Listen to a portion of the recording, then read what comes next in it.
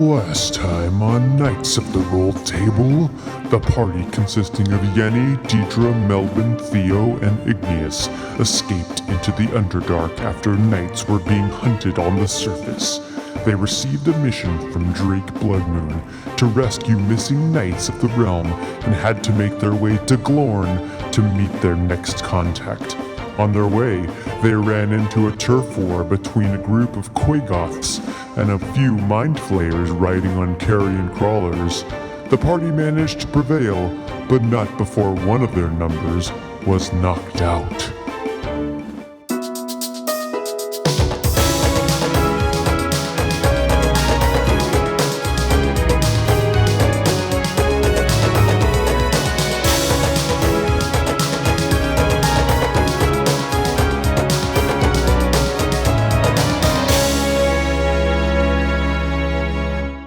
Welcome back to Knights of the Rolled Table. We are going to continue right for where we left off. You're not quite to your final destination yet, but you just finished this pretty intense battle. And I mean, if that was a turf war, I feel like that's now our turf, right? We claimed it. well, you don't know if the mind flayer, the three mind flayers were just maybe envoys or lookouts for a larger pack. Or maybe the Quagoths might be too. What do I need with real estate in the Underdark? For sure. What would you guys like to do? I mean, we just finished the battle, so. I think the first thing Melbin would do is rush over to Theo, because I think he's unconscious, if I remember correctly. Yeah. So. Theo! And I'll lay on hands. Jeff, what's your maximum HP? 49. Cool. I will heal you for 35. Wow. 35? Okay. Oh. How long was I out? Just a moment, Theo. Not long. Most of the battle, but we won! Oh, all right. Good. Hooray! That's all fabulous, darlings, but I think we should keep moving until we are somewhere safe. Yeah, let's get out of here. Yes, we must get to Glorn. Hey, those are kind of cool jackets, right? I mean, I hate to admit it, but you're not wrong. They are definitely unique. It's a leather with the no sleeves. There's 3 of them. It's kind of cool. You could maybe style them up a little bit. Tailor them. You good at that, right? I mean, I've been known to take in an item or two from time to time. You want to honor our victory by taking these leather jackets? I mean, fashion is all about making a statement, so... All right, I'll get them. Fine, yes. Yenni, would you care for one? I hate to be too matchy-matchy, but, you know, I can pull off anything, so I'm not concerned about it. We can do some different stitching. Yeah, give me one. Okay, so Diedre, Yenni, and Igneous each took. Sleeveless leather jackets. mind flayer jackets, yes. Yeah! Okay. Igneous, make an investigation check. As you're looking through and pulling off the jackets. Oh man, -1. Oh man, 1. It's a 1. Okay, it's a cool jacket. Diedre, you can make an investigation check Yeah. too. She's got a pretty keen eye. That's a 20. Am I still at disadvantage, though? Yeah, it was a 1 because I have we're 1 level of exhaustion marked, which I think we probably still are. Oh, well, I have a 20 and a 21, so it's just going to be a 20. Look, show off. Very Fine. nice. Listen, I don't know a lot of things, but I do know fashion, damn it. It's okay.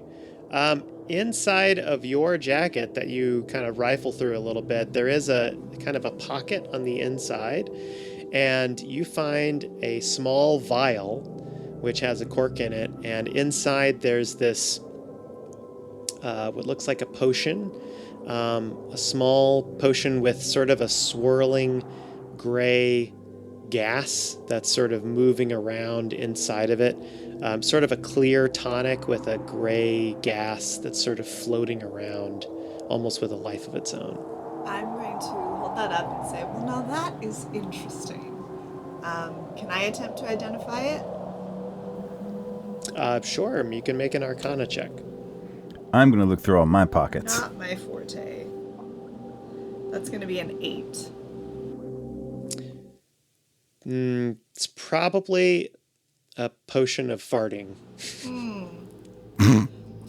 Well, I personally believe that this little bauble is probably somehow related to flatulence, but Theo or Melbin, perhaps one of you would like to take a look.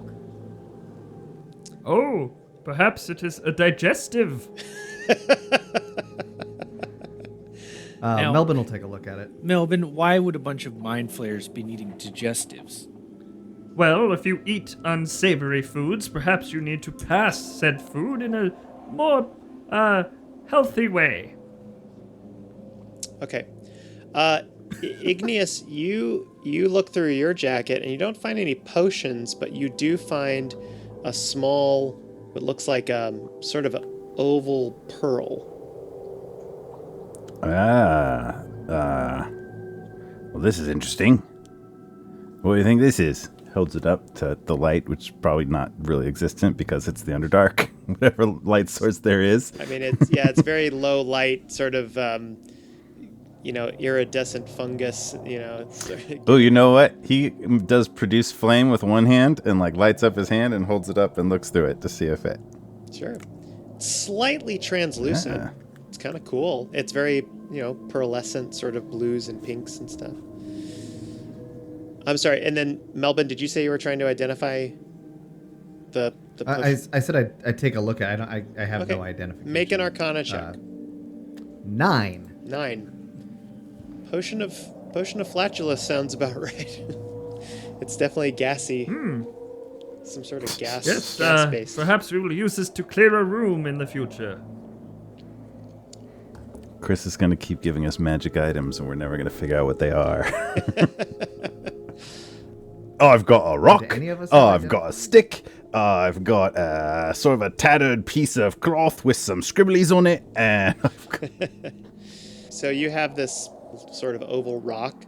Yenni, you look through your sleeveless jacket and you find a rolled up piece of parchment. Oh, thankfully I can read. You open it up and can you read deep speech? Oh no! Oh no! I You can't see read. a very sinister, malevolent-looking, very sharp, angular font with lots of harsh edges and scratches and markings going vertical. And this doesn't make any sense to you. Maybe it's tic-tac-toe. I show it to Diedre. Hey, these letters look angry. Diedre, do you speak deep speech? I'm trying to figure that out right now. I Okay, think I do. That's different from Undercommon, it is right? different from Undercommon. It's very Just making sure. old. But I do speak Elvish, which I feel like is like also old. Thank you very much. Not as angry though. It'd be different. Elvish is different than deep speech. No. Sorry, darling. No idea. Don't quite know what this says, but it appears to be what you've seen in the past from allies and others as some type of spell scroll. You remember Biscuit having a spell scroll that kind of looked similar to this. It has some sort of a spell on I'm it. afraid I'm unable to read it, but I'm fairly certain that is a spell scroll. It can be quite handy. On occasion. All right, I'll keep it around. anybody seen one of these pretty little oval pearls before? Holds it up. Would I recognize, because shiny things is kind of my jam, like, is that anything? You and Melbin and Theo make a history check. Ooh, I love my history. Well, with the disadvantage, it's a 12. Also a 12 for me. Okay. 5. 5. Hey, together. That's a good number. Together, by our powers combined. We got 29, guys. Diedre and Melbin, you don't quite know what this is for, but you do know that there is arcane abilities of items that can hold that can hold spells within them, and this might have something to do with that, but you don't know exactly how it's activated or what it's used specifically, like what spells they can be used for. Perhaps we should find a mage who can further identify these items. Yes, Igneous, darling, I know shiny pieces of jewelry, and, well, I'm not entirely sure what that does. I believe that is for more than just decor. All right, well, I'll hang on to it. Anybody see anything else of value around here? Do we see anything else of value to you? Also say you check the Quagoths don't really have anything, a couple of, weapons that are in poor condition, and The freaky gnome thing? the freaky halfling, the Darrow, had a couple of poison darts. Ooh. As a monk, you can use darts if you want to pick those up and throw All them. right. So you can just put down poison dart. It's a D4 damage plus D4 poison damage. And you do find there is a satchel on the side of one of the carrion crawlers that does have 2 more potions. One of them you do recognize as a potion of healing, and the other one, Igneous, if you're the one that finds it, I'll say that you can make an Arcana check. At first, you just think is oh, there's nothing in it, and then you sort of swish it around, and there's a shimmer to it, and then it sort of goes clear again. These are all the checks that I might as well not make when I'm at disadvantage. Ooh, I got a 15. 15 Arcana. 15. You think you might have heard Biscuit talking about properties of spells and potions, and you're pretty sure this has something to do with invisibility. Look at Simmers all invisibly. I think I want to know what this one is. But yes, let's rest. I assume this does not feel like a good place to rest. I could very much use some healing, so why don't we hurry on to our destination? How badly hurt are you? I am at 22 out of 60. I'll lay on hands for you as well and give you 5, because that's about all I have left. Right. Thank you. Shall we go to Glorn? To Glorn! Yes, darlings, all I've been saying. To Glorn! Okay. So you continue on your way to Glorn. You're following the path, but once again, the path goes through this sort of dense fog. At first, it's very thin, but then it turns into a thicker, purpley, swirly mist with a violent tint. And I need all of you to make a wisdom saving throw.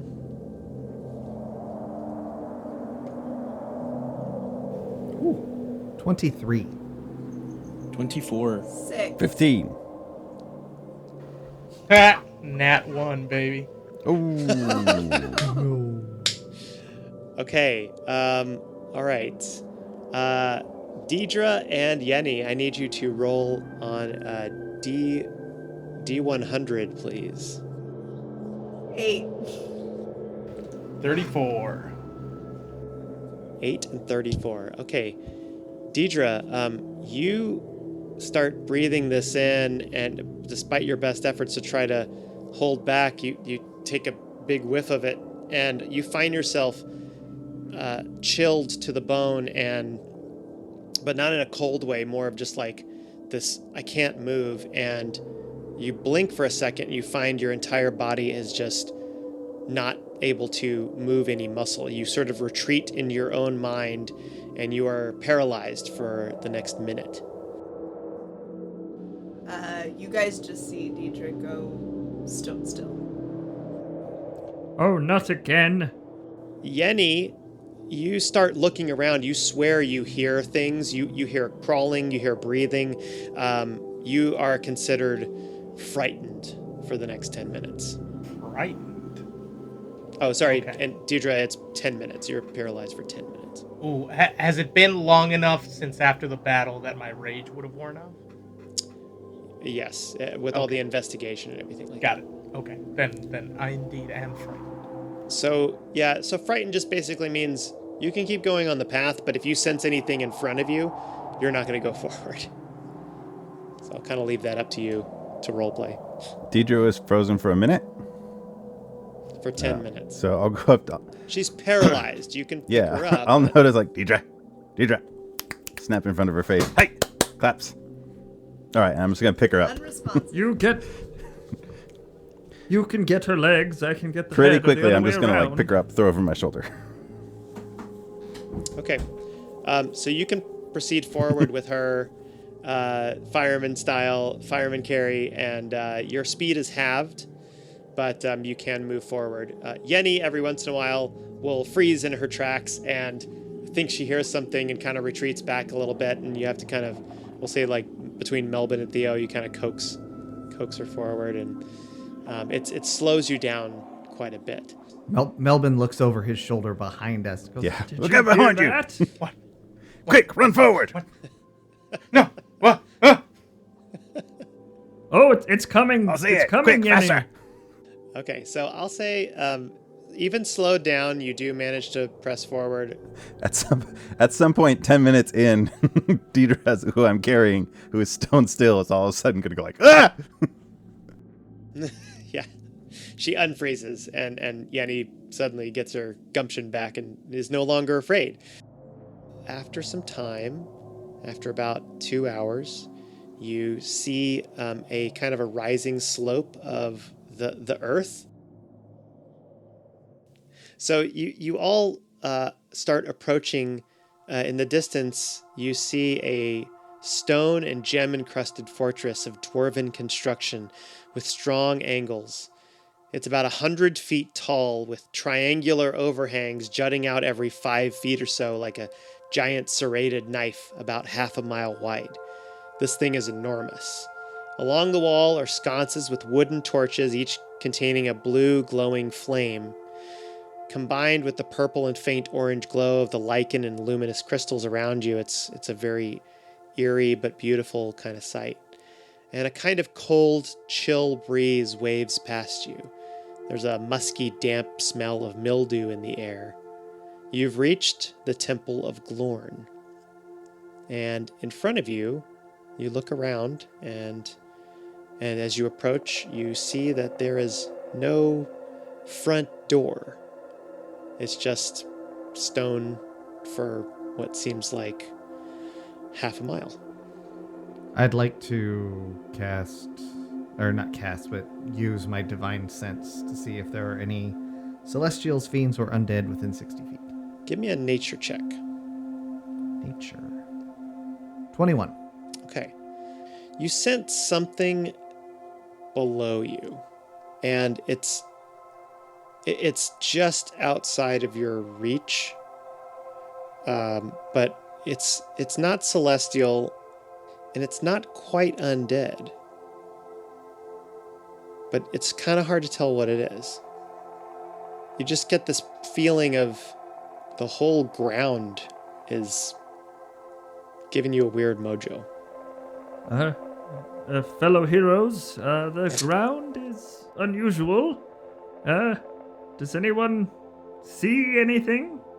On the ground. It looks like ground. Or about the ground? I'd like to I invest- step on the ground. Roll initiative. Okay. You can make a investigation or a nature check. I'll leave it up to you. Nature is what I will do. And I got a nat 20 plus 3, 23. 23, nat 20. Okay. This is dirt. Mixed with a little bit of shale, pebbles. Probably not good planting soil. Maybe perennials. You know, Melbin, you were really close to that gas before, so maybe you should just relax over here. I think the dirt's Perhaps there is something under the dirt. Something is suspicious. I will say with that high of a check, your eyes kind of divert up to the stone wall, and you start noticing every 10 feet or so, there's these carvings sort of inset of these runic symbols. And every 10 feet or so, you see another one, and then another one, and then another one. Does anyone here speak or read Celestial? Nope. Okay. can I have everybody make a history check? 18. 11. I have Good. 11. 8. 14. 14. Okay. Yenni and Diedre and Melbin, you guys see some of these symbols look kind of familiar. They start looking, even though you don't speak the language, you start realizing maybe some things in a pattern or arrangement. Like something looks like maybe a horizon line with maybe a moon or stars. There's something that looks like here's the land, but then underneath there's fire. There's something that looks like several circles, some bigger and smaller in depth, like possibly celestial beings or planets. There's some that just look like waves. I'm not quite sure what it means, but they have elemental nature and things about the heavens. And these are like, these markings, they're tiles, like above? They're like carvings about 5 feet high, about a foot in foot by foot square.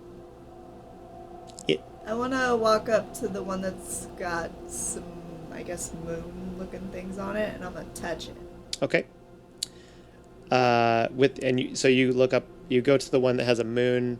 I need you to make a charisma saving throw. Oh, shoot. 13. Wait, before you do anything. If you have to make a saving throw, you can add my charisma modifier, which is +4. So that'd be 7. 17. Okay. That will succeed. So you place your hand on this rune that looks like kind of a moon carving with an ocean, possibly water or some sort of horizon line underneath. And as you do that, you see it light up yellow, and just your reflexes being deft as they are, you kind of dodge out of the way as a bolt of lightning shoots out and kind of arcs past you. Igneous does kind of a instinctive back bend as this like kind of shock of lightning shoots out. Well, That seemed like a bad thing. Are you okay? I'm fine, darling. Did it open or turn or imbue you with wisdom or anything? The light starts to dim and it goes back to rock. No, but at least we know that we can interact with whatever these things are, so I imagine that perhaps that has something to do with how we get inside. Yenni, you are quite small. Perhaps you could go underneath them and touch them. They would clearly go right over your head. Yeah, sounds good. What's the closest? Yenni, I don't know if they might not all do the same thing, Yenni. Yenni. The closest one to you is a circle on top of a circle on top of a circle with a triangle in the middle. I'm gonna high five it. Yennefer Marie Donk, don't you dare! Here we go. Slap it. Is that her name? I'm going to stand in between the runes, but next to her, so that I can provide that aura. Well, so they're 10 feet apart. So Right. you have to be how close? Within 10 feet. Within 10 feet. Yeah, Okay. so I'll stand you're like just- in between them, like at the Okay, halfway so point. you're nearby. So go ahead and make a charisma saving throw. Yeah. Ooh, that's bad. +4. Yeah. Is a 10 gonna save me? Is it 10 + 4? No, Total it's 10? with the +4. Yep. It does not. So Yenni, oh man, Yenni just touches it, and you feel this wave of kind of, it's sort of like wind, but it just sort of kind of like pushes you back, and Yenni turns around, and she seems fine. Couple of wrinkles in her face have shown up. There's a shock of white hair that's on the side of her hair. Oh no! You have aged 10 years. Oh no. Are you okay, Yenni? Oh, I'm so glad that was you. I mean, are you okay? Huh. Perhaps we should not touch any more of these. My knees feel weird. Oh yeah, that's gonna happen. Are there any symbols that look like a She door? wasn't that old to begin with. And Yeah, I was 30. Now I'm 40. That's nothing, old. baby. Yenni, quick, But what you were- percentage of your paycheck do you recommend investing in a long-term retirement account? Oh, at least 5%, especially if they're matching. Oh, Your she's employer's much older. She's not 30 anymore. Yeah, confirmed. Melbin, do you want to look at more symbols? Is that I would like to see if there's any that look like a door or perhaps Something that might give me superpowers. Or are there actually? While he does that, I want to look at the ground Okay. and see if I can see a path that looks well trod. Like a lot of people have gone to this same. Okay. symbol. So Diedre, why don't you make a survival check? And Okay. Melbin, I'm just gonna have you make a general perception check. Okay. That's a 13. Okay. And a 15 for me. 15. Diedre, you see that you don't pick up on footprints per se, but there is less larger rocks, like you know how like sometimes on a path, on like a dirt path, there is kind of a more well-worn area, and then there's ones that's kind of like rougher. So you do see that there is kind of a well-worn path that goes to the right. It's a little hard to pinpoint like what symbol it's going to, because it seems to just go along all of them, but it doesn't seem to go back to the left. And as Diedre is kind of like honing in on something, Melbin is also looking at the symbols, and with a 15, I'm going to say you start looking at all these symbols, and one of them stands out to you unmistakably. It is the same symbol that you have on your arm. Oh. I'm going to touch it. You're going to touch it? Stand back, everyone. This one looks promising. You go to touch it, and your arm goes through the wall.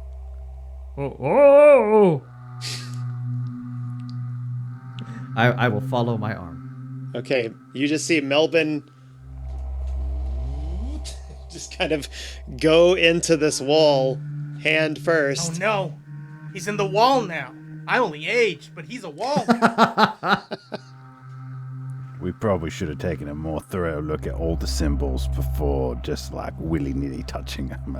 Let's go. Yeah, in retrospect, it's fairly obvious which one it was supposed to be. I mean, I would have thought something that recognizable because we did attempt I'm a to look walk at in. the symbols. Sure, this one was like a good 200 feet to the right It of was you. far but away. We're going to want to look at all You the just walked. symbols. Who's got time for that? Even if we knew about it, I feel like I still would have slapped the symbol, so honestly, that's not don't worry about it. All right, does everybody follow where Melbin went in? Yenni's definitely going to stay back and let other people Okay. do things first. Igneous went in. She's become wiser in her old age. Okay. Yeah. Igneous follows. Okay. Theo will go next. Theo goes in. Rebecca, I hope this works for you too. Does she go through? Friend of the Knights. How are you proceeding through? Are you proceeding through like on your own, or are you like hurting her or holding her? Yeah, maybe I'll kind of pick her up like a big dog and Okay. walk through like that. She goes through with you. Okay. Good girl. Diedre, Yenni? Oh yeah, Okay. Let's go. You guys? Yenni, we're going to have to start talking about your skincare regime because it's going to get a lot more complicated, darling. Nah, I'll just get a tan. Okay, so the two of you walk through the wall. And as you walk through, Melbin, you're the first one. You notice there's a faint blue glow on your Knights of the Realm tattoo, and then it fades away, and then it kind of goes away. But as each one of you comes through the wall, one after the other, and you find yourself inside a large stone room with burgundy banners hanging down from the walls. On them is, on one of them right in front of you, a couple feet out, is a familiar Knights of the Realm symbol that is familiar to you, but that you also see various crests of realms from all around. You see Popolona, you see Castor, you see your own home realms that you come from. Some of them are more dated versions of modern versions of the insignias that you're used to, but most of the realms of the world are represented. And to the left of you, there is a set of wooden doors, double doors, and to the right, a 15-foot tall and 20-foot wide stone archway that's kind of has a green glow that's coming from below. There's a set of stone carved stairs going up around the corner of what looks like a central round tower. So there is some sort of an upper level to this and what looks like some sort of a lower level. And you think you smell fresh baked bread. It's kind of interesting. It's significantly warmer in here. It does not smell like damp mildew. It smells nice. And there's an ample amount of light, but there's not really a real light source. It's kind of strange. I'll do my divine sense again. Okay. Pretty much the same feeling, except this time it's the sense of what you felt before. Not celestial, not fiendish, not quite undead, but there's something that's below you. Now, we were told before that Boone, I think his name was, Yep. is a beholder. Would I have any sense that is what I'm sensing? Well, beholders are not undead; they're aberrations. So you don't get a sense of beholder. Okay. Something is downstairs, but I can't tell what. So as you say that, from the green glowing door, a shadow appears on the wall, and as if floating up around the corner, and then into your view, a large, floating, pale pink beholder comes floating up around the corner. He's about 7 feet wide and 6 feet deep, and a large purple eye in the middle, an iris, and he says, "Hey, hi guys." Oh, hello. You must be knights, otherwise you couldn't have come in here. Yeah. Yes, hello. I am Melbin Gelrod. Are you Boone? Yeah, I'm Boone. Hi. And he kind of like, his eye stalks sort of float around, and one of them kind of like goes up and down, like, A pleasure. My name is Boone. I'm sort of the caretaker of Glorn. Welcome to Glorn Fortress. And, wow, I didn't think... Gustavo said that there were people coming, but I didn't think you guys would make it so soon, so cool. Yeah, we took the shortcut and ended up pretty hurt. Is there a place we could rest? It's nice to meet you. Thanks for having us. Yeah. Sure, there's rooms upstairs. If you want to follow me, I can take you, unless you're hungry, you want to eat something Oh, first. that'd be great, No, yeah. I could. Oh, food would be wonderful. Let's eat. Oh, okay. Well, hold on. Hey, we have guests. Oh, Hey, guys. They'll be here in a minute. Are they like you? Oh no, I'm the only one like me. It's fine. But if you want, I could show you to your rooms, and we'll probably eat when you come back down. If you want to put your stuff down. Yeah, let's do that. Okay, darling. All right, follow me. And he kind of just floats about 3 feet above the stairs up the stairway, and and as he floats, he kind of turns around, and he's still floating backwards. One of his eyes is looking forward, but he's like, "So this is Glorn Temple, and it's been around here for at least 500, 600 years. I've just moved in about 70 years ago, but before me, it's always been kept up by different knight volunteers, Knights of the Order. So you're in a good place. It's kind of used as a stronghold and sort of a place to reset and a place that you can get around." Yes, your security is very thorough. My dear friend Yenni here has unfortunately found herself, Old. well, a little... More yeah. mature. You touched the time rune. Yeah, that one's a tough one. Maybe Lucky can help out with that one. He's got a few tricks up his sleeves. Who's lucky? Oh, he's one of the sorcerers that you'll meet. But oh, here we go. And he brings you into this hallway, which is goes on for quite a ways, and it's a stone hallway. And he says, so the first 3 rooms are occupied by the trio, as we call them, the trio, and then after that, it's pretty much you can have any one of those rooms. There's a little stone outside of each room, and you just put your hand on that. Don't worry, nothing bad will happen to this time, because we know as long as you're knights, which I think you are, and and then you just think of the room that you want to go in, and then when you go in it, you'll be there. Think of the type. Darling, what is this trio, though, if you don't mind me backpedaling here? Oh, yeah, the trio. That's the trio of sorcerers. It's, well, there's Lucky, there's Rafaela, and Gonak. All right, so there are rooms about, 20 feet apart, doors, I should say, with these little crystals, sort of like sort of where a key card would be, but there's on the wall next to it, there's a little stone out with a crystal that's kind of hanging up, and it's sort of it's not particularly smooth. It's almost like a mood crystal you would find that glows colors or something.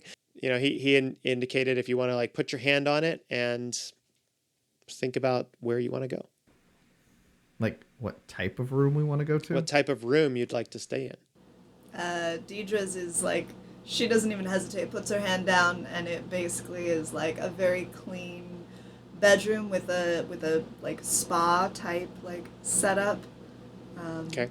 It's very, very high Diedre class. puts her hand on, it glows kind of a warm crimson, and the door opens, and you see this plush carpeted 4-poster bed with a double mattress. There is a clawfoot tub over in the corner with a large ornate window looking into a amethyst sky sunset, which is weird because there's no sun down here, and it's beautiful. It's a very posh room, and you go in.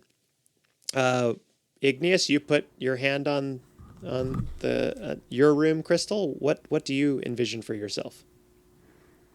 I think that kind of stumps him. Like he would like hang back because, Okay. like faced with that prospect of like where do I want to be, I think he's like, I've never really thought about that. He doesn't know, so he like kind of falls to the back of the line. Okay, so he thinks about it for a second. Who wants to go next? Oh, Yenni will do it. Yenni steps up, puts her hand on a crystal. It kind of glows green. And what do you? Oh, yeah, okay. Something with a comfy bed, not too big, and then a fireplace and a bunch of unchopped wood so I can spend a bunch of time chopping. Nice.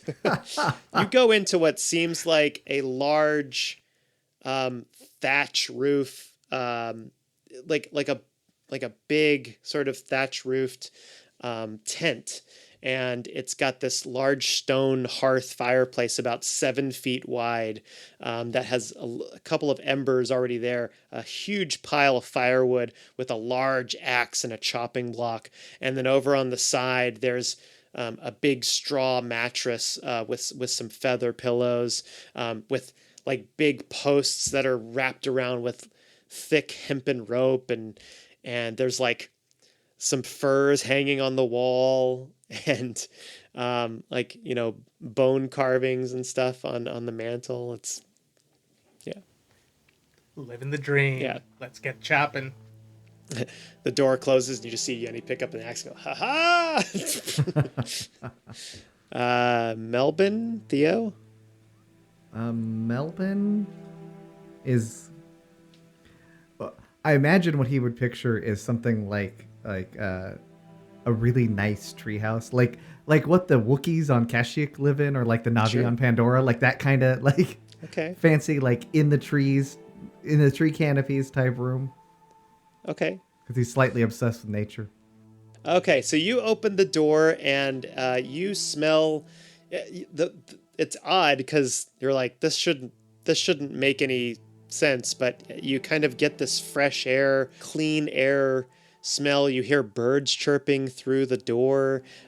You see kind of a clear sky in front of you with sort of this canopy and what looks like tree branches hanging above you that with dappled sunlight that's coming through the branches, and there are a series of netting and ropes that's kind of holding up a beautiful hammock that's hanging in between natural tree trunks that are coming up through the floor, which is also made up of wood, and it's got elven carving on it.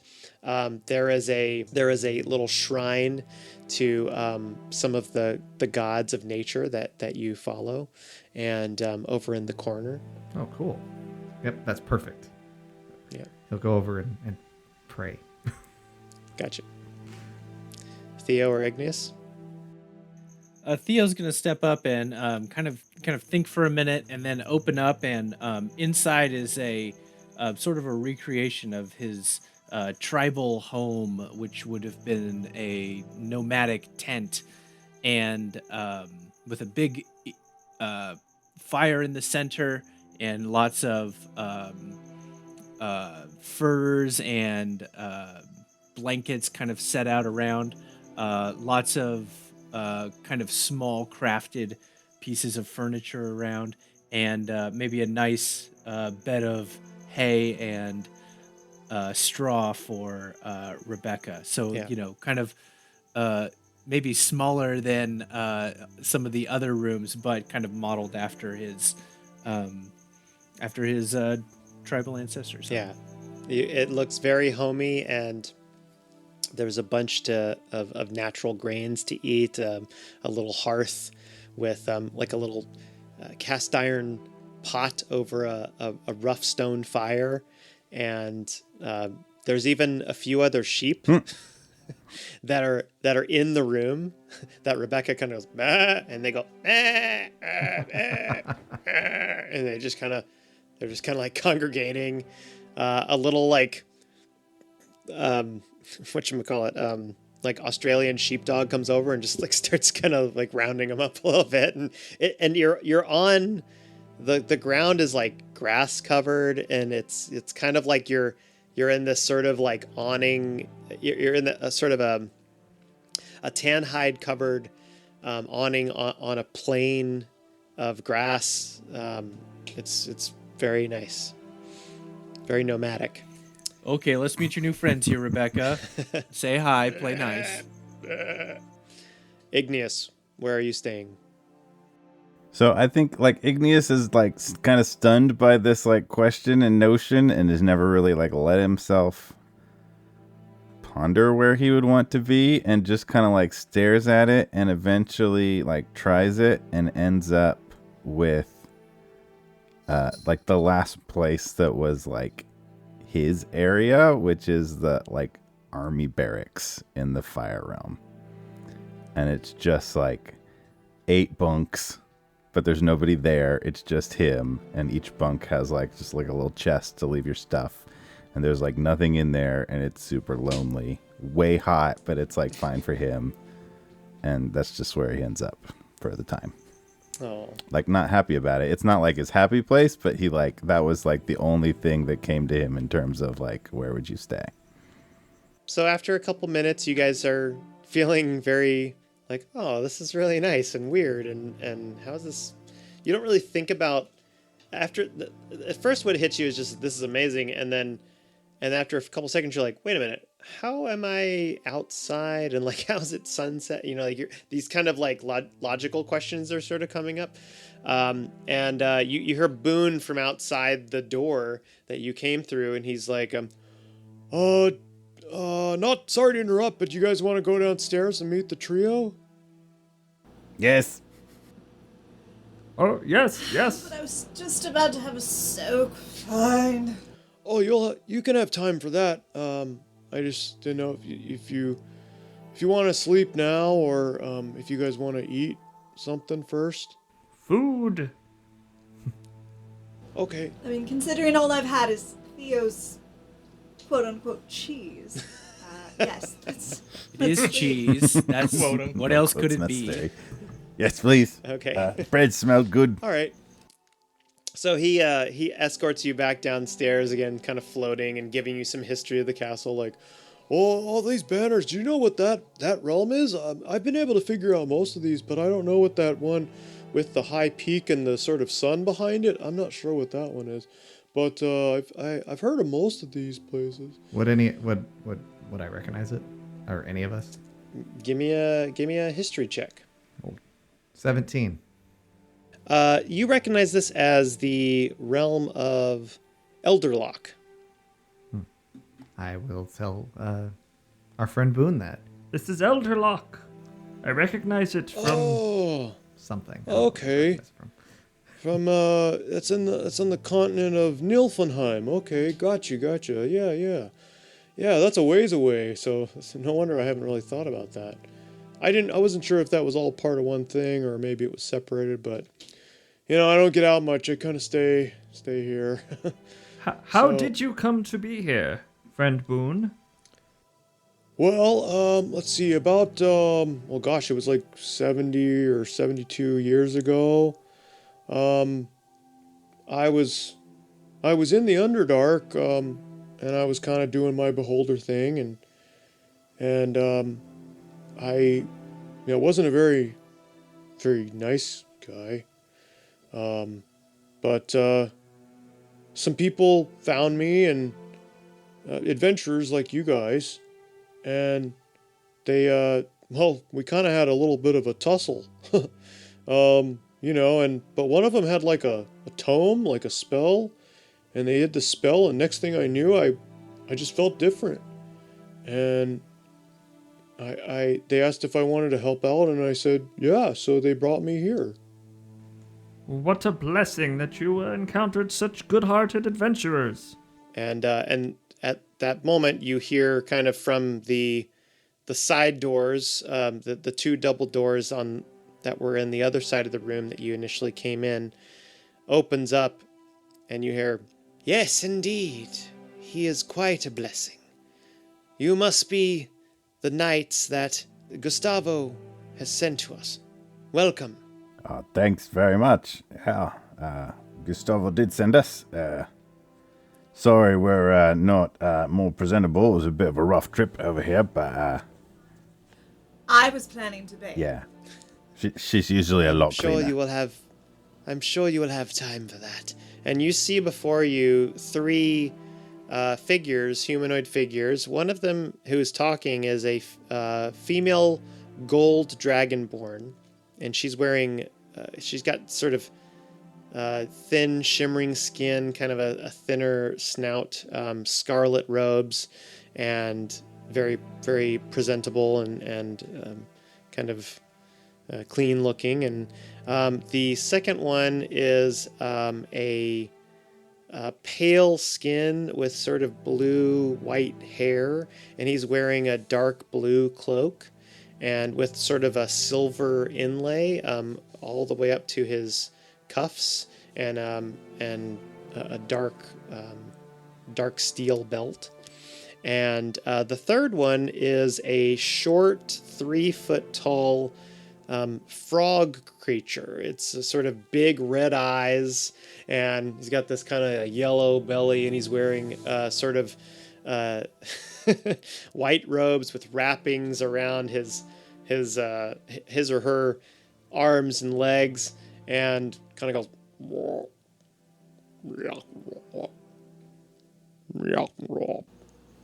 I'm willing to bet that's Gonak. I like the frog. Aye, that's Gonak, and my name's Lucky. Nice to meet you. Welcome to Glorn.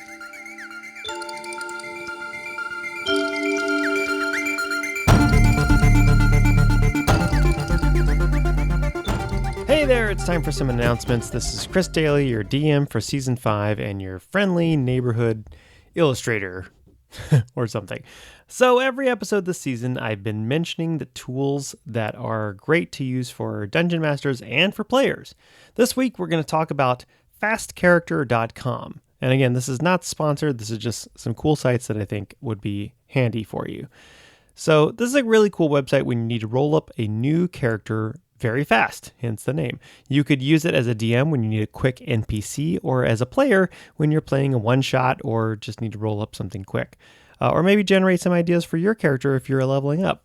There are multiple drop-downs. You can easily configure your choice of race, class, gender, alignment, stats, feats, or just let the AI assign them randomly. So check it out.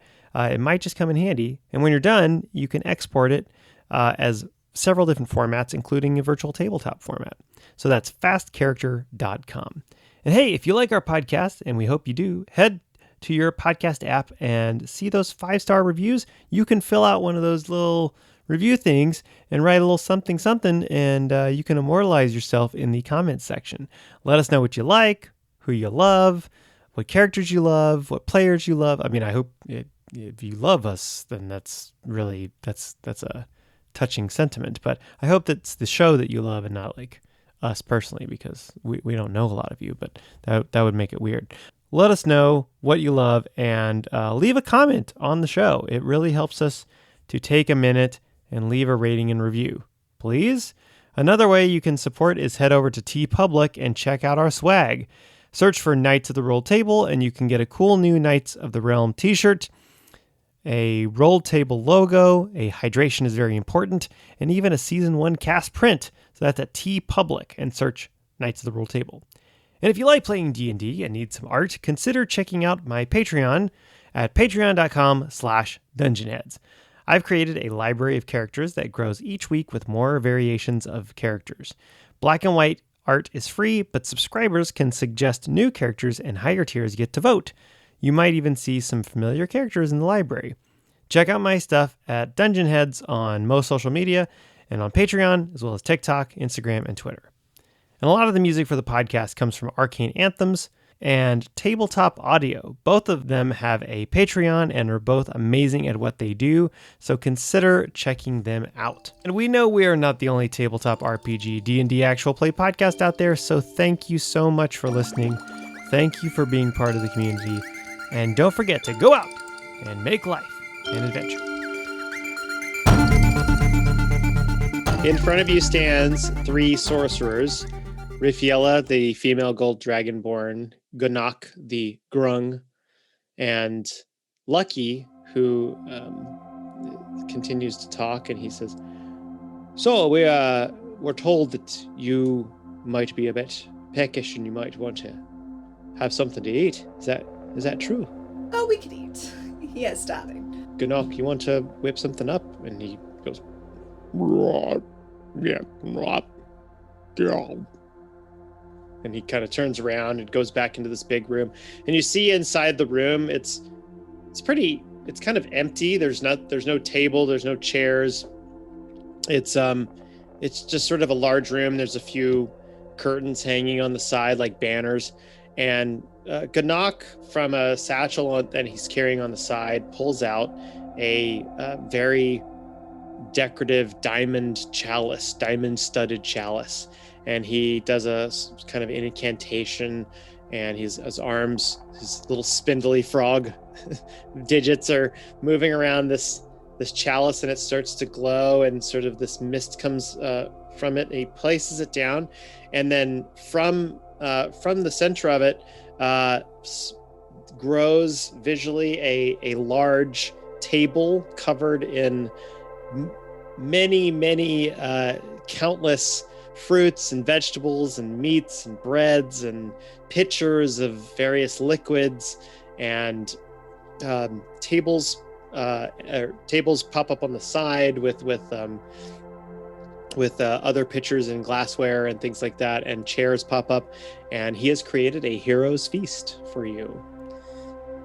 And so Ooh, this looks wonderful. Thank you, Gunnock. Did I say that right? Take that as a yes. Aye, that meant yes. Lovely. Let's, if you don't mind, I like to eat while I chat. So we will enjoy this delicious feast. But also, I do have a few questions, if you don't mind. First and foremost, Lucky, may I call you Lucky? It's not. Of course. Lovely.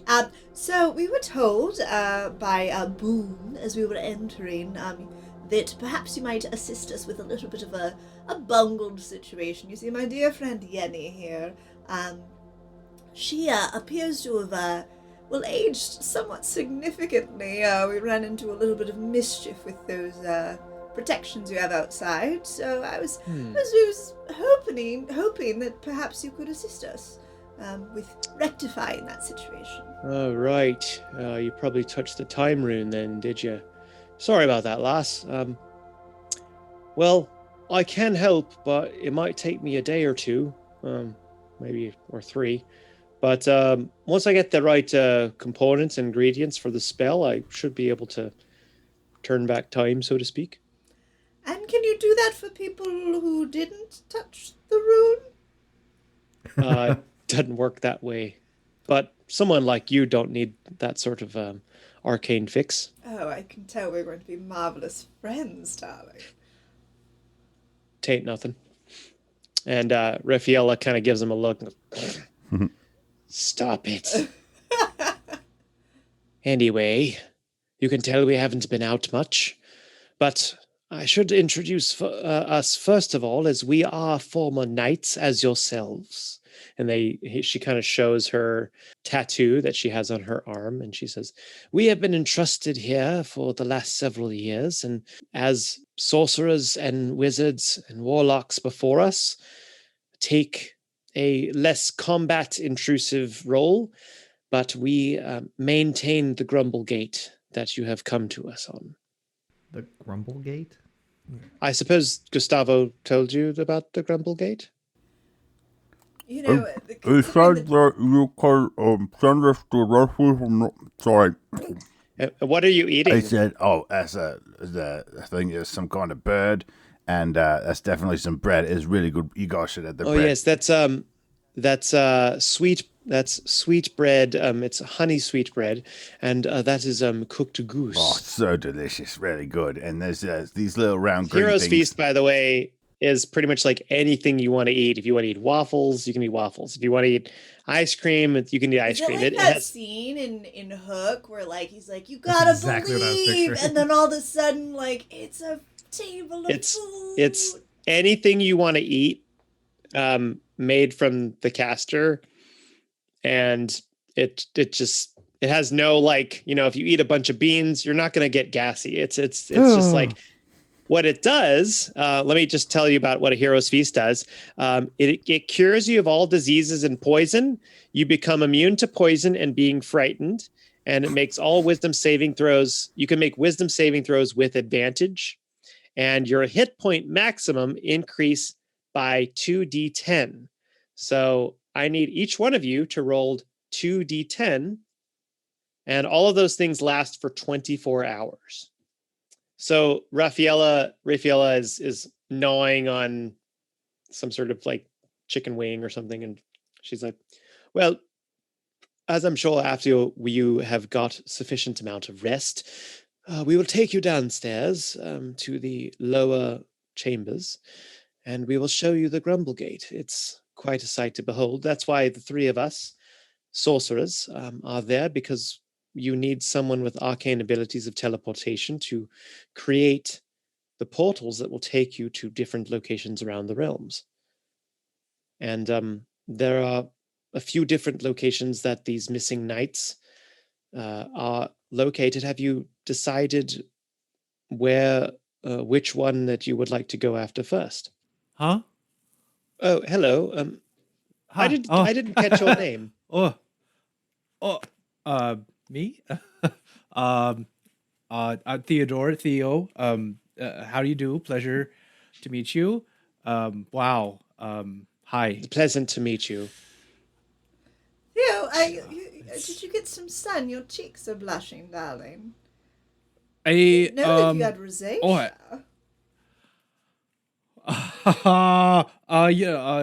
Yeah, just eating some of this lovely food. Thank you, Gornak. Wow, thank you.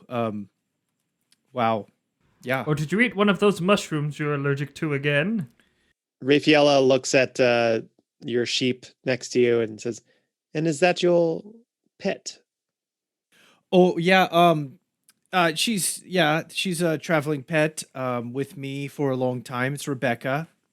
Rebecca, Rafaela. It's good to meet you, and etc. I've never seen a ovine with the sort of metallic wool structure that she seems to have. Interesting. Right, right. I know. That's what I've been saying. That's why I take her, out with me. No, I've never seen it before, and I was hoping that somebody could, if there was a record of it, or it could be in a thesaurus or a guidebook or something. And you hear from the other end of the table. And Rafaela says, "Yes, I believe you're right. He might know something about that." Well, it turns out that one of the knights that we had some interaction with before he left is a bit of an expert on animal husbandry around the realms, and if anyone would know, I would say go find him, but seems like maybe one of the choices is you might. Yeah, that would be amazing. Yeah, I've traveled to hundreds of places and nobody's seen something like this or had a record of it or anything. Yes. Well, the person we're referring to, of course, is Cyrano. He's a warlock by trade, but he's one of the ones that went missing, unfortunately. Well, maybe we should go find him first. What do you guys think? Well, who's missing again? Who we got to find? Lucky, I believe you have the complete list. Right. Well, there's a few missing knights, 7, I believe, in total. 7? The first one is Pluon Kendokar, who's a turtle. He's gone in Heaven's Breath, which is in the realm of Kesserim. The only thing I know about it is it's a bit of a... Sorry, I shifted into Cockney there for a second. It's supposed to be Irish. Blimey. Only thing I know about it, it's we've got a lot of halflings in that area. So, but I'm not sure why he would go missing there. The next one is Luxora Domar, who's a half elf, and she was with Jodin Reedkettle, who was a halfling cleric, and they went to Coldguard, which is a freezing place, but the place that they are is not the most dangerous, but. It's not the most dangerous in Coldguard, but for some reason that they're not able to be found, so something might have gone down. Then there's Cyrano, who went missing somewhere in the Zolor Spiral in Lothlorien. There's a bloke by the name of XX Bloody... I don't know how to read that, but he's an assassin of some kind, and he went missing in Boulderbell, which is in the United King's realm. Very nice place. Kind of reminds me of you, Diedre. Oh. It's got and as he says that, Diedre, you actually remember that your family has a summer home in the United Kings. And he mentions Boulderbell, and you're like, Boulderbell. Oh, that's like 2 hours from our summer home. Yes. Well, I can tell you, it's a lovely area, although we would want to keep a low profile. I'd hate to run into any of my former acquaintances. Right. There's another one named Kali, who's an Aarakocra monk, is a bit of a bird person, if you will. And she's quite famous in the Knights for being the protector of the ambassador of Munjabe realm, and so she rescued him from an assassination attempt, and quite famous. But she was sent to Shimmercross in Velocia and never returned. Kind of an island, looking for something important on a secret mission. And then there's another knight who we don't even know who it is, but apparently sent from someone up top, one of the knights of the order, and they went lost in the sunless jungle. Is there any expediency to rescuing any of these particular knights? Well, and Raffaella speaks up and she says, well, of course, that all of them are quite important. We don't know exactly what happened to any of them, so they're all sort of an equal playing field. But if I were to have a personal state in one of them, I would say that that's Kali, who is the Aarakocra monk, was looking for something quite important, and perhaps either finding her or finding it might help in the effort to battle against this Platinum Syndicate that we found out more about. Well, that's the one we should go to. I think we should go to there. That's the first place, right, guys? Right, everybody? Even before Cyrano, who Raffaella can help says. you find out about Rebecca. Well, I'm just saying if Raffaella says that it's the most important, then maybe that's where we should. I'd be interested in that. Yep, and he says, "Oh, that's right. Gonok says that it might be prudent to go after the one with 2 knights, that are missing in one place, but it is Shivermore, so in Coldguard, so it's not the most pleasant place to visit. All the more reason to go get them. Tell you what, if you want to go there, maybe go somewhere else first. We might be able to come up with a few things that can help you in a cold environment, but, well, I think I might be able to help with that, but I need a little preparation time." A capital idea. Then to Kali is my vote. That sounds good. I'd like to meet another monk. This seems like a lot of knights that have been misplaced. You think, 7, darling, 7! Yeah, you think the same person are they related, or is this a common occurrence, or is the same person taking out knights we should be aware of? Well, of course, all this went down when the elites, as they're called now, I believe, all of these people that are taking over the realms from the Platinum Syndicate made their move, the Great Turmoil. I'm sure you all have been affected in some way. Unfortunately, yes. And we, as the Knights organization, as I'm sure you know, has sort of did a regrouping, but we had many traitors from within, and that were undercover spies.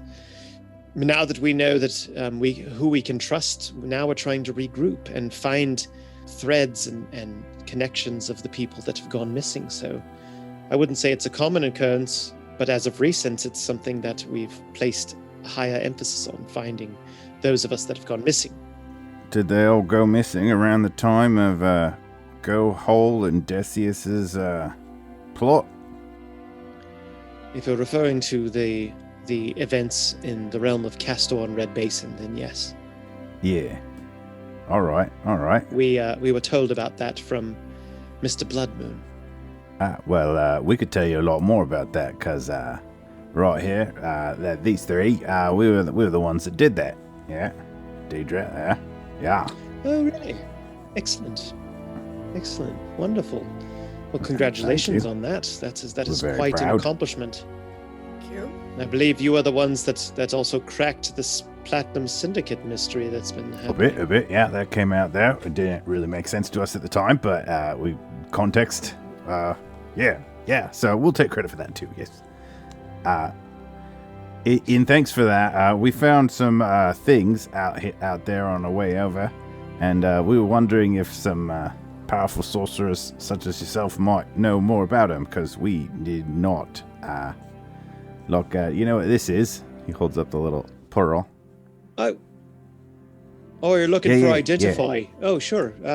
Toss it over there, mate. He tosses it. Lucky catches it, and as he catches it, you see this little like kind of wisp of air, like a cold frost in the air. He's like, some of you get the sense that there's a kind of an elemental nature to his ancestry, and he kind of looks at it. His eyes shimmer for a second, kind of glow, and he looks at it, spins it around, kind of does a little like coin flipping trick with the opal, and he's like, this, what you have here, my friend, is a pearl of power. It can store a spell that you can you can cast a spell inside of it, and it will hold it. And then when you throw it at somebody, or you can even sort of like set a timer, and it will go off and cast that spell later. So you can cast it and then like take a rest and then have another spell that you can have like an extra spell later. Like you cast a Pretty spell cool. on it and then it gets stored in there? Really?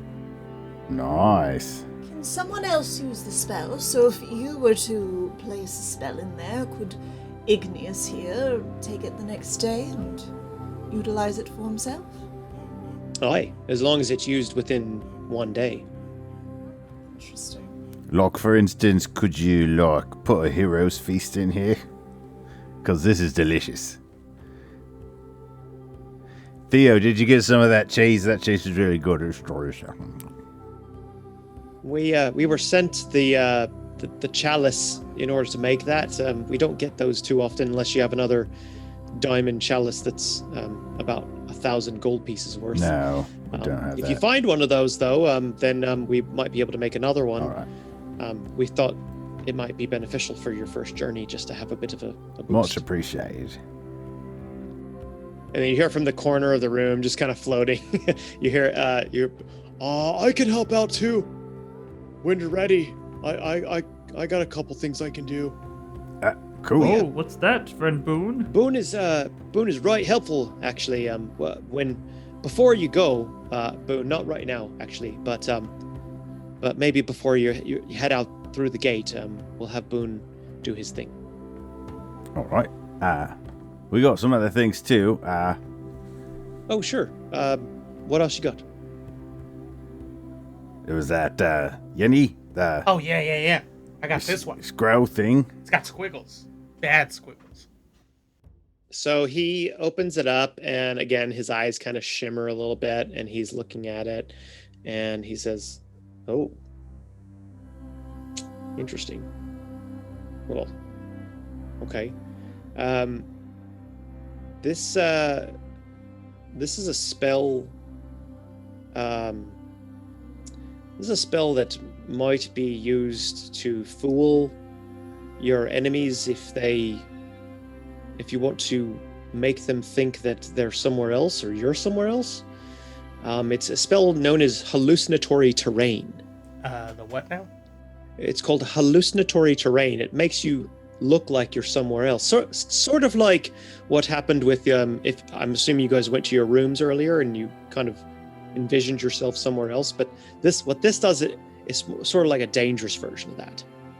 You can think of some place that you want to envision a place to be, and it will take up an entire acres worth of space, and you can make it like jungle or frozen tundra or a bunch of fire or something, and it'll actually hurt them.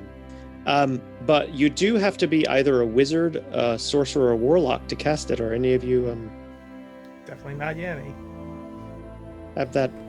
No, darling, I'm afraid I've followed far more practical applications. We should probably get one of those. Yeah, well, tell you what, I will, I might have something to trade if you're willing to part with this. Maybe I can give you something that's a little bit more useful from our stores. Ooh, what you thinking? Yeah, you okay with trading the useless scroll Sure, for yeah. Gotcha. All right, well, what you got? What you got to trade? Well, I'd have to look at our inventory, and he kind of looks at Raffaella, and she's like, I'm just trying to be nice, trying to be civil. I mean, they're knights after all. Come on. Raffaella, I'm His getting eyes- the distinct impression that you are not enjoying our company. Oh, it's not that. It's just that we want to keep some things handy just in case, people come after us or try to invade. I mean, I don't think that's going to happen, and we have our natural defenses, but times being what they are, I'm just very possessive of our possessions. I don't like to give up things easily, but hallucinatory terrain spell is quite interesting, so perhaps we can give up something with my approval. Right. And she looks over at Lucky, and she, of course. Didn't mean to pry. Well, we wouldn't want to And put he's you like, out. is there anything else that you need me to identify? Oh, one last thing. Diedre pulls out her little vial with like the smoky thing. Listen, darling, I'm rather certain that it has something to do with flatulence, but if you want to give us a little more specifics, I'd be eternally grateful. He kind of gets up and walks over to you and kneels down in front of you. And he kind of takes it from you, and he kind of swirls it around a little bit. His eyes flash, and he says, "Very beautiful." And the spell is too.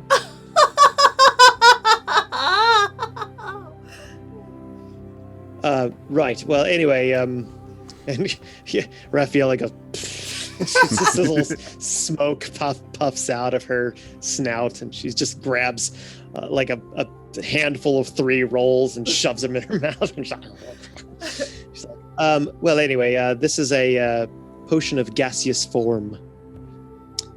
Upon ingesting it, you can turn yourself into a mist, sort of an ethereal vapor, not quite like a ghost, but you can phase through walls, you can go through floors.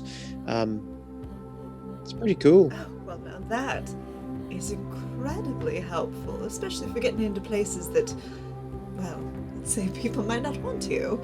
She, like, very quickly kind of gently yanks it back and says, "Thank you, darling," and then tucks it back away in her coat. My pleasure. Is there anything else that you want to talk about with these guys?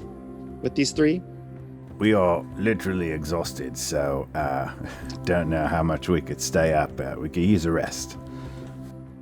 That being said, Raffaella, is that right? Oh, yes. Yes, my dear. Darling, I have a lovely spa that I've managed to procure in my room. If you'd like a little bit of girl time, you're welcome to come join me. I feel like you could use a little relaxation, darling.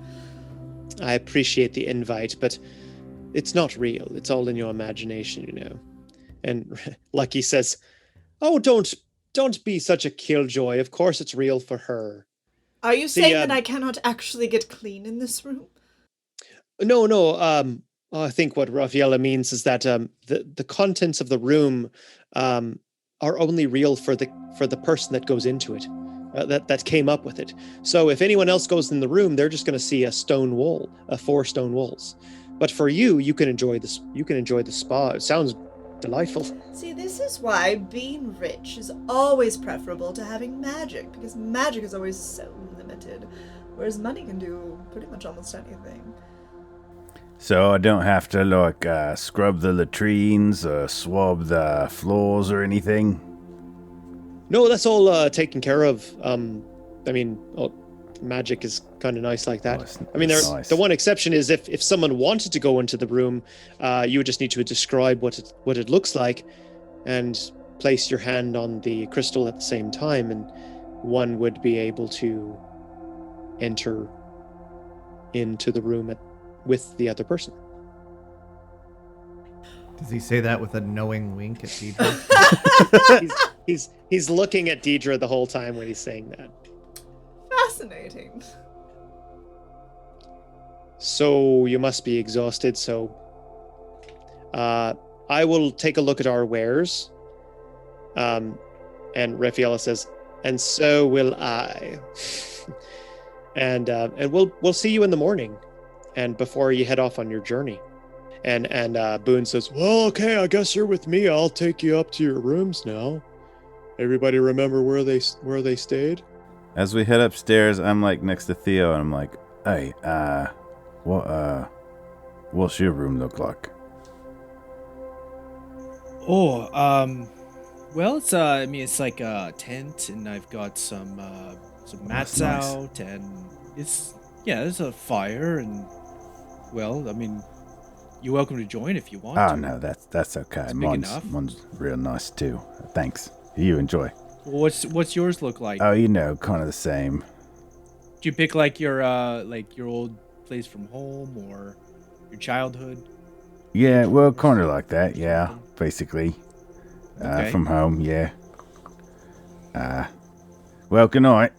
What's that? Oh, okay. Enjoy. Say goodnight to Rebecca for me. Well, Boone. I suppose this is like a temporary assignment for the trio. Well, the way that the assignments works for them, for the arcane casters, is they're kind of here for a couple of years, and then they get relieved, unless they have to go out on active duty. But they kind of hone their skills here, and they put in some time. But yeah, I mean, if somebody else with the ability to do teleportation comes along, then they sort of get rotated Yeah. out. Oh, it must be tough on if I guess Raffaello or Lucky have a spouse or something back home that they're betrothed to, or Oh no, I don't think so. They kind of get picked because they're sort of unattached. Raffaella, I think misses some of her clan, her Dragonborn, but Lucky's a pretty free spirit. He's a winter Eladrin, so he's not really even from this plane. a winter Aladdin. Eladrin. Oh, okay. He's like kind of like an elf, but he's from the Feywild, and he's from sort of like the court of winter. So he's a real free spirit. Like he's. And tell me about Raffaella. Does she like cheeses or fine crafted goods or She likes meat, charred meat, raw meat, some potatoes, breads, roasted poultry. okay, does she like have some favorite books or She likes hunting. She does like to eat sheep. I think she was looking at your sheep maybe because she might have wanted to eat it, but I don't know. Complication. Well. Did you say books? well, we could focus on other types of meat. I mean, she's pretty smart. She reads a lot of scrolls and stuff. I from what I've seen. She does like to go on hikes and stuff. Oh, I suppose she never goes with anybody alone on hikes. Then people that come by.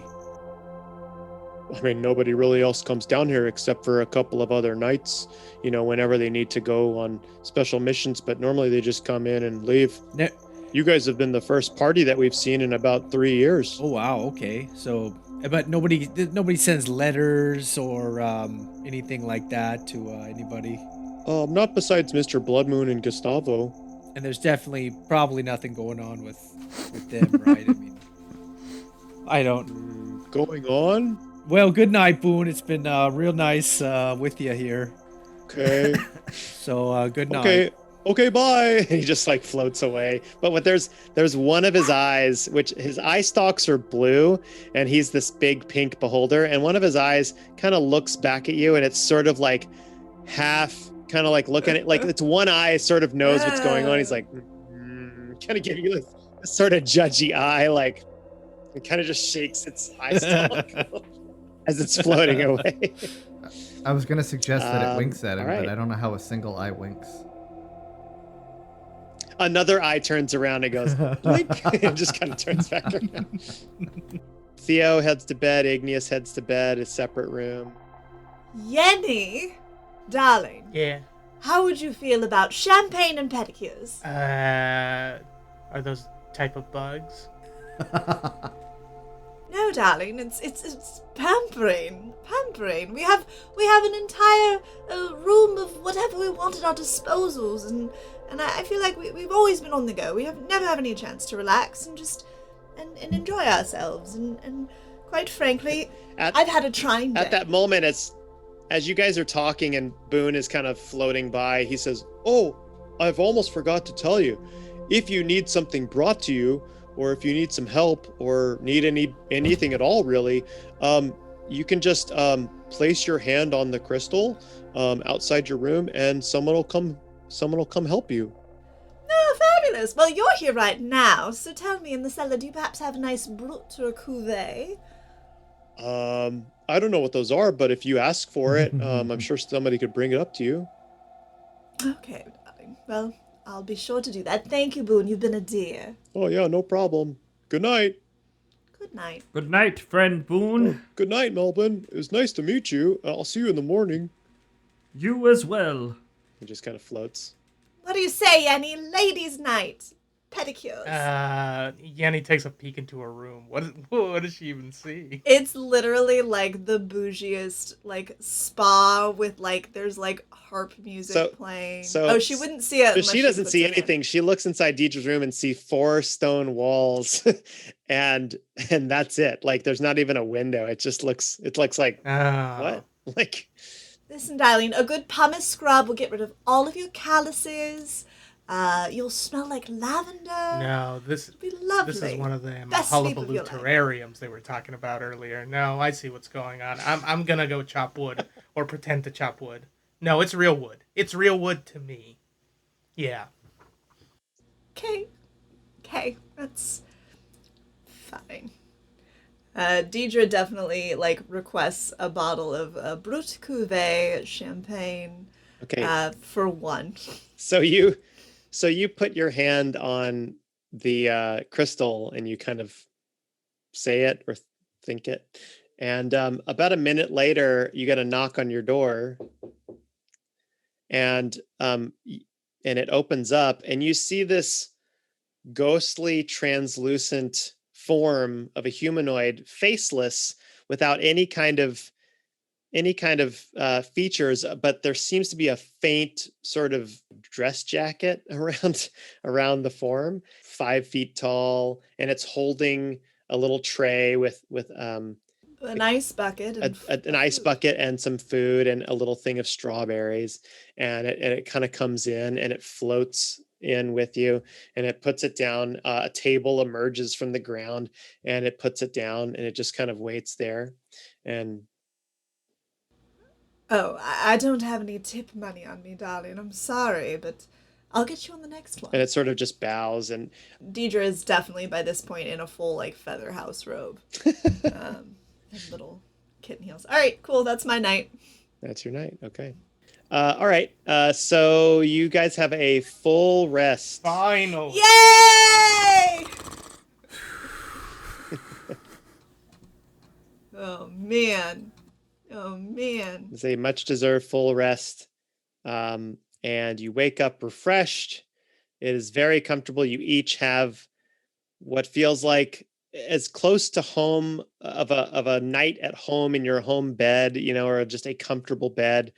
And you feel at peace as you can be, of being able to gather your thoughts. And even though you're not together, you feel like nearby with the rest of your party. You feel like I am safe. I'm in a place that I'm near people that I'm protected, and you feel you don't have to worry about anything. So you each awaken to the smell of, again, fresh baked bread.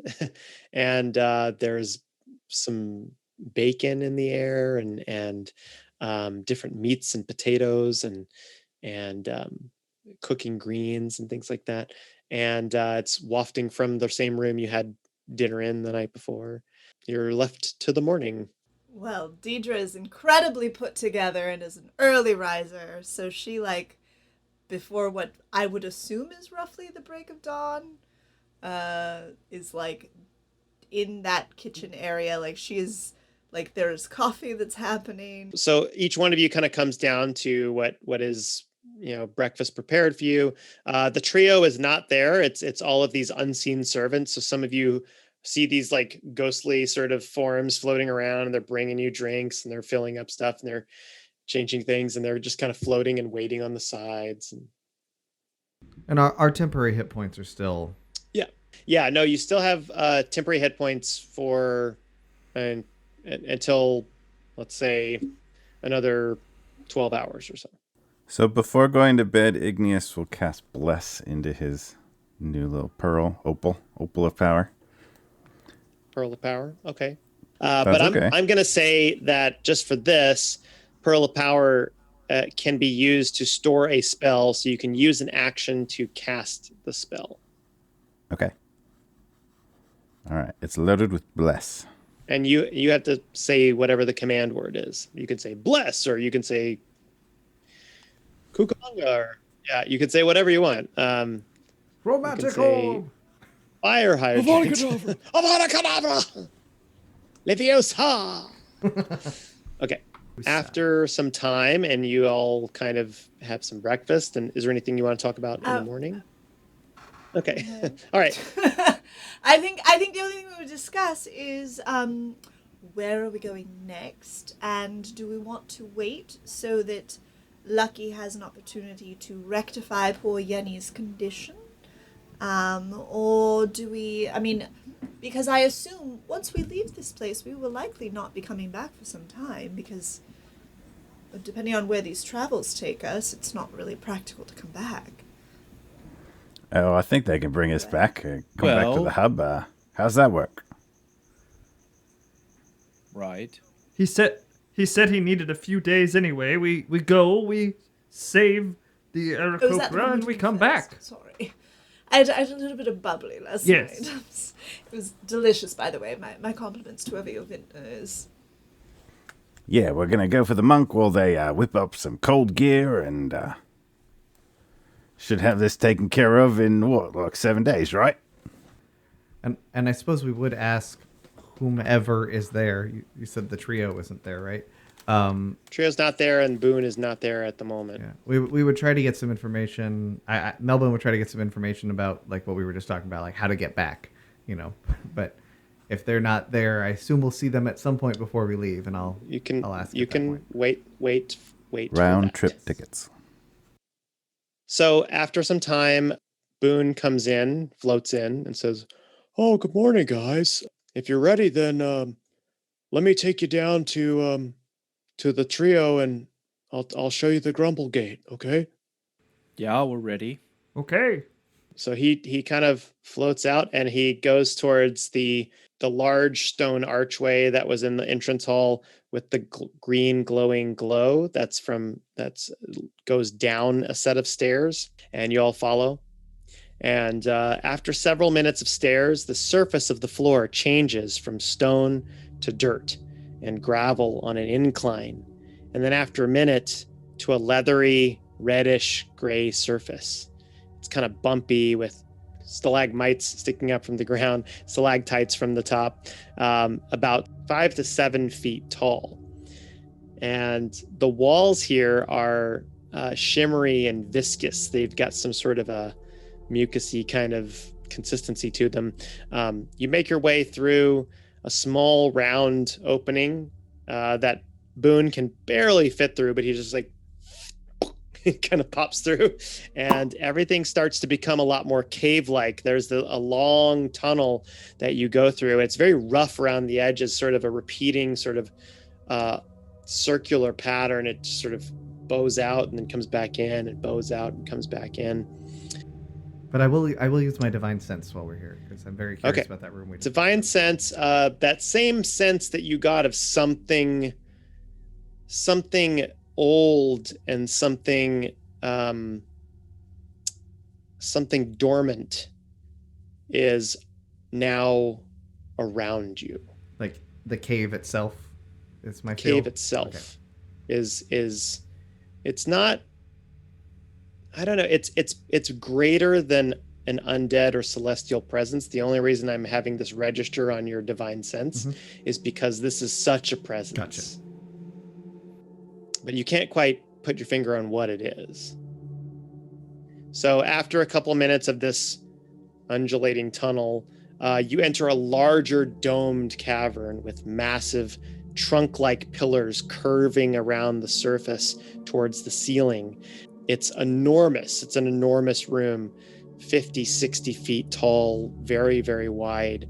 And there's an odd smell in here. It's almost like this sort of ozone, sort of ironish smell. It's sort of like a fish market and sort of like a bonfire at the same time.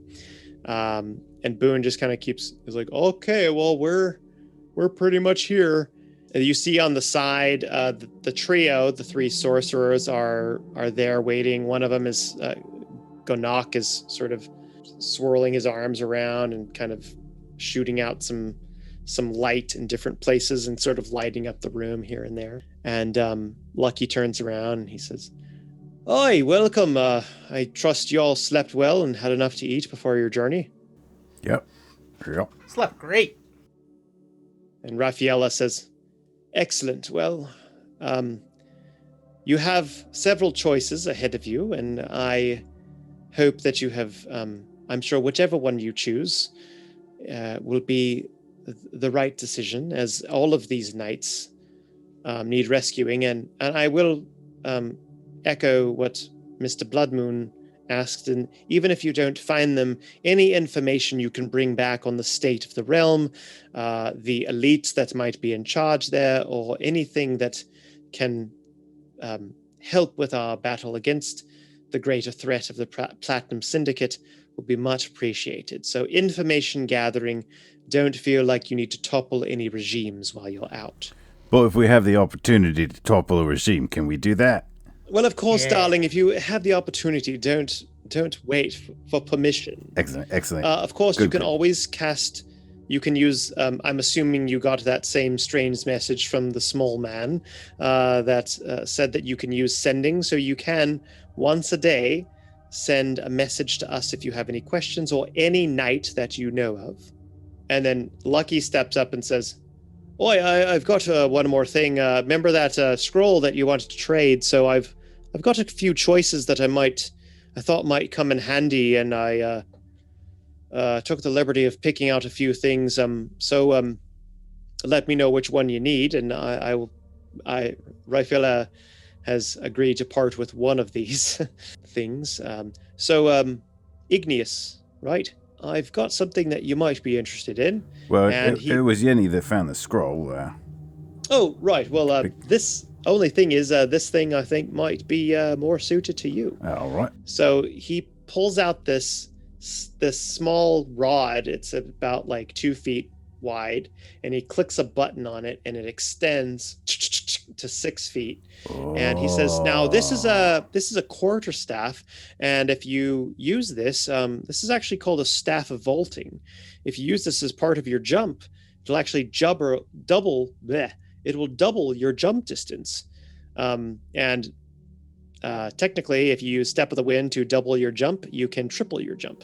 That's a really far jump. That would be pretty cool. Could I try it out just once? Do I need to like attune to it, or will it work now? Well, I don't think it's just a common quarterstaff. I don't think you need to attune to it, but maybe I'll tell you the other things as well. I know. Oh no, but before that, I mean, just in case we don't choose it, could I just once? Could I try it out? He looks over at Raffaella, and Raffaella says, "I suppose that's fine. Go ahead." Is there room in here for like a full? Oh yeah, it is a massive cavern. All right, here we go, and and you place it down with a sort of a pole vaulting kind of skill, and you're not prepared for the amount of ups that you get from this. So you jump up, and you guys see Igneous.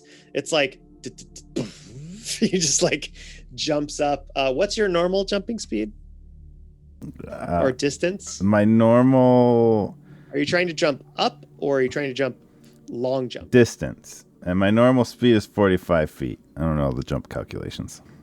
So with a long jump is 16 feet horizontally, 4 feet high off the ground. You can reach up and grab something 13 feet.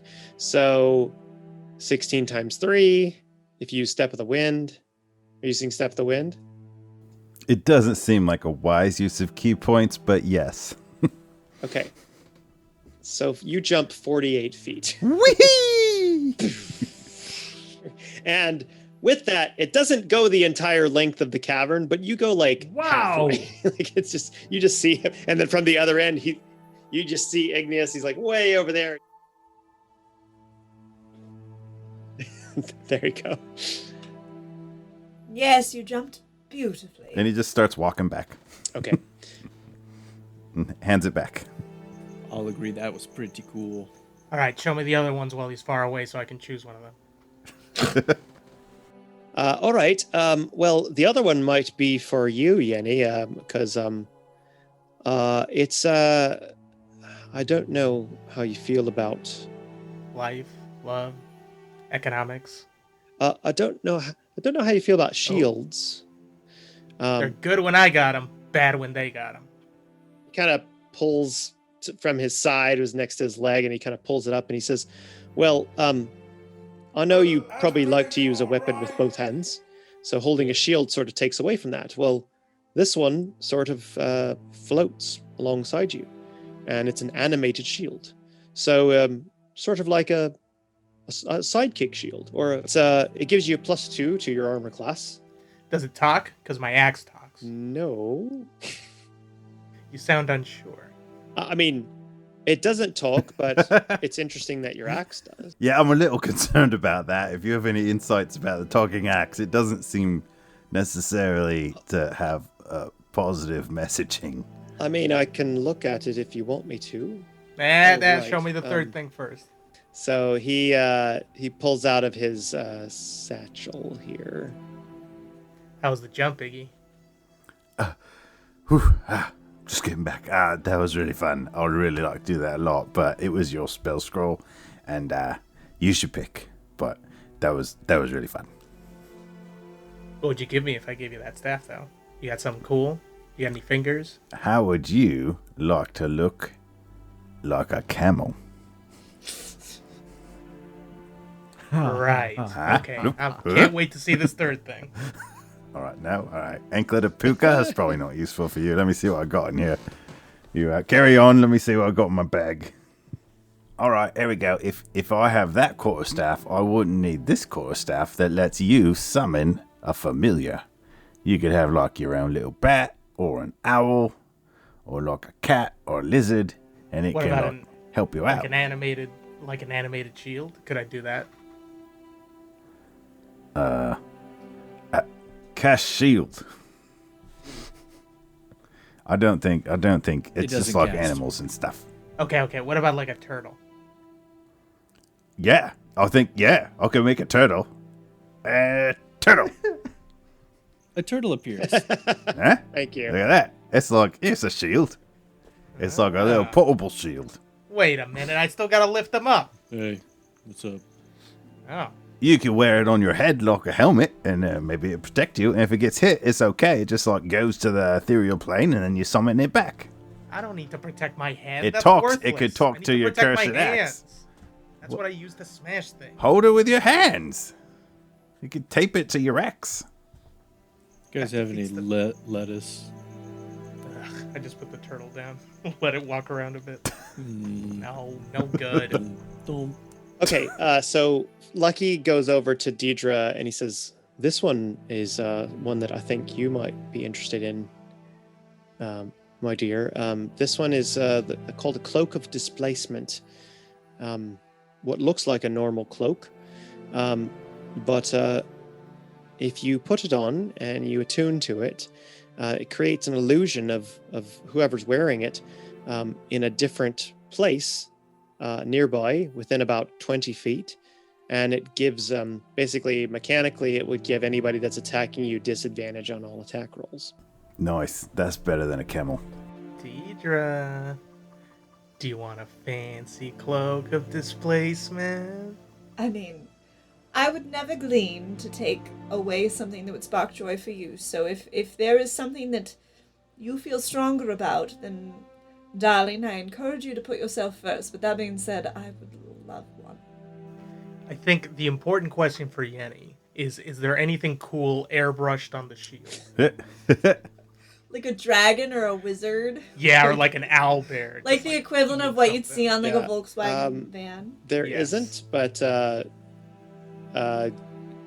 so deal breaker.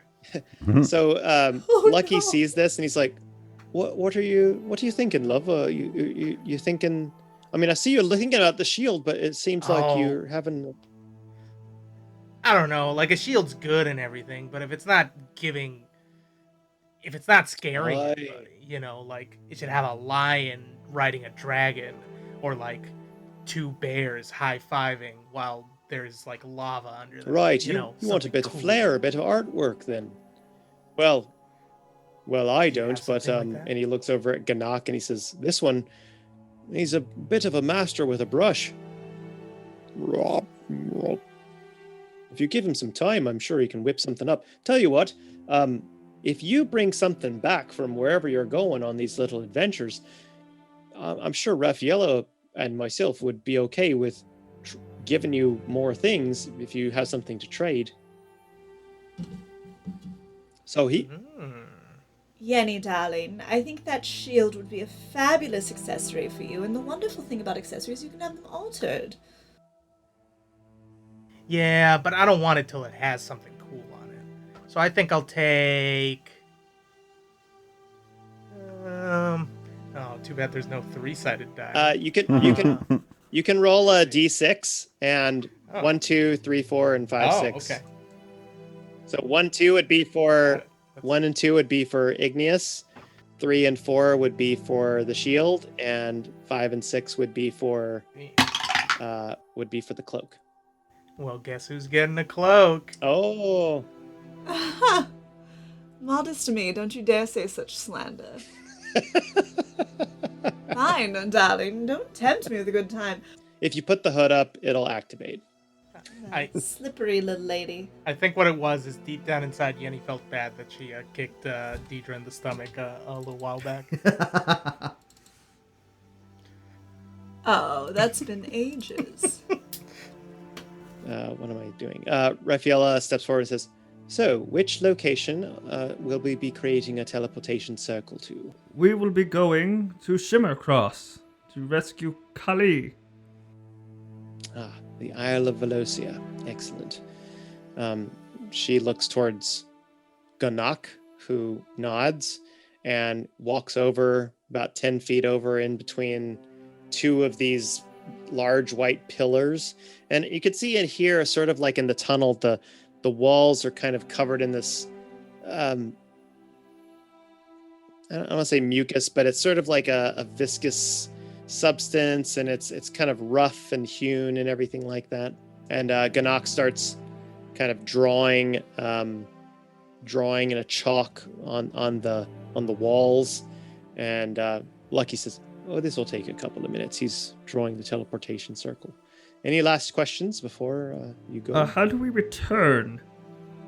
Oh yes, I'm glad you asked.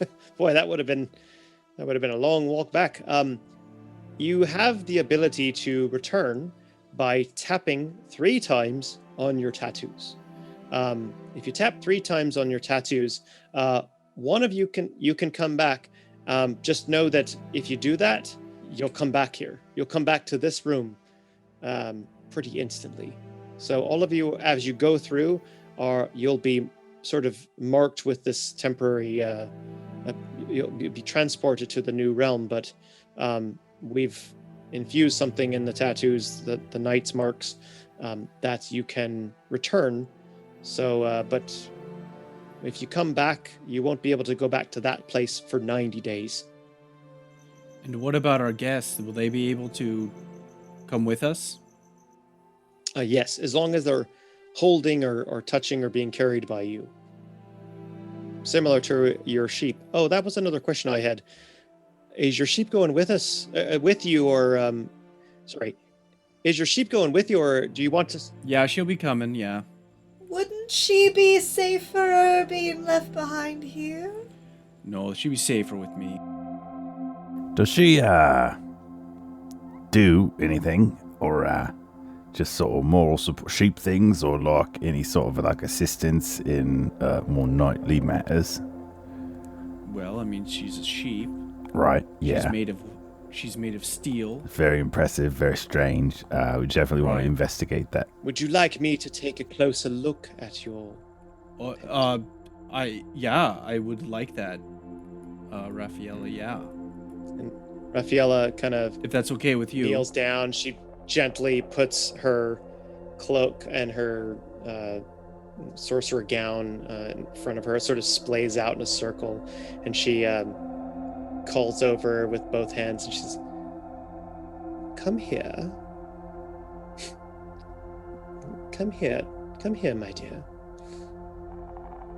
Looks to you and kind of saying like, she's not coming. Go on, Rebecca. Go to her. Rebecca, please, I won't hurt you. Come here. And she sort of puts her dragonborn gold hands on the side of Rebecca's face and her eyes light up. Rebecca just goes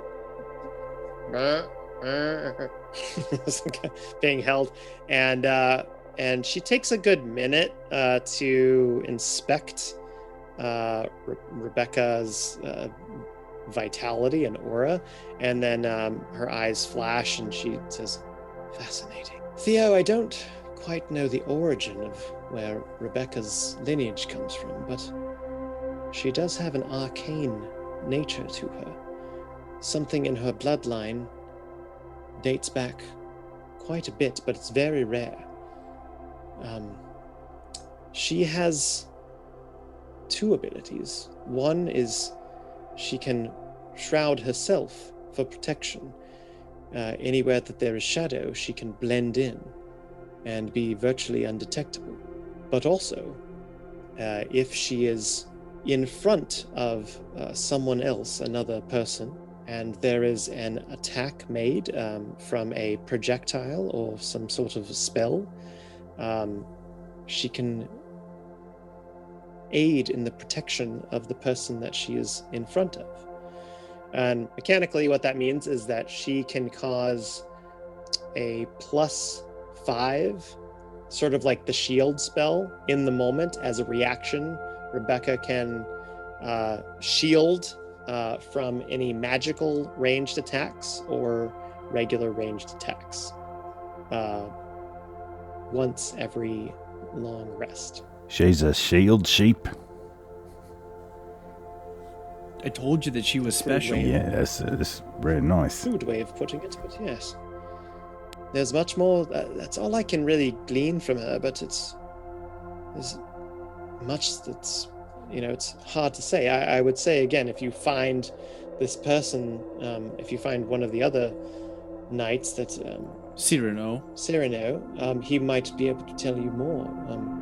Maybe where she came from, what her purpose is. But for now, hopefully that will give her some benefit. Yeah, that's wow. That's more than enough information. Then thank you. That's amazing. You're so good at that. It's really, really amazing. Wow. Okay, Rebecca, come on over and say thank you and yeah. Wow. You have a special friend, Rebecca. Make sure you take good care of him. Of course, I always do. Of course. And she looks at you and says, "And take good care of yourself as well." Oh, sure. Yeah. I will. And hey, I don't know if later after we come back, if there's many I didn't see any trails around here. But trails. For like hiking. This is the Underdark. Right. If you go for a hike, you might get killed. Oh, sure. So. If you're up for a challenge, that is. Oh, yeah. You look like you can take care of yourself. Oh, sure. Yeah. I was in a lot of battles too. They were in battles, but I did some battles too, so I've been in them. Well, I know a few places that we can walk around, both in and outside the fortress. If you come back in one piece, then perhaps I will show them to you. That sounds great. Yeah. Sounds good. Great. All right. You'll look a bit perspiring around the temples. Oh yeah, just everything for the missions. Very exciting. Right. So great. And she pulls out a silk cloth and hands it to you, and sort of like. Oh, wow. Thank you so much. Wow, it's just really special and nice. Here you go. Should I give it back, or do I? No trouble. Do you have it? Do I keep it with you, and I will cherish it. I'll take it and wash it. All right, this has been good. We thank you very much. I'm Very like, good. come on, leave them. Bloody hard to get. Leave them wanting more. Come on. Okay, guys. There's a portal that's opening up, and you see Ganak has sort of opened it up, and it's a yellow and orange kind of a glowing oval, and through it you just see kind of this bright light, and Ganakos. Poon says, "Oh, I think that's your. You better go on." Shall I go first, in case there are evildoers on the other side? Yes, Melvin, that sounds like we go to there. In. So everybody, portal emerges. You find yourself washed in light for a second. Your face and your body and your blood cells and your skin are pulled very tight, as if you're falling and leaning back in a weird trust fall and sort of falling forward, smacking into what feels like water and land at the same time, and then all of a sudden you just kind of rush, and then you hear waves, you hear some birds calling, you hear a wind rustling in the distance, and you look around you and you see a beautiful windy beach. You're on an incline of a mountain that, as you look up, there's a mountainous peak around you. On the sides, there's little patches of forest and trees, jutting cliffs. You are on the Isle of Velosa in Shimmercross. And that's where we're going to end tonight's session. Yeah. Huzzah!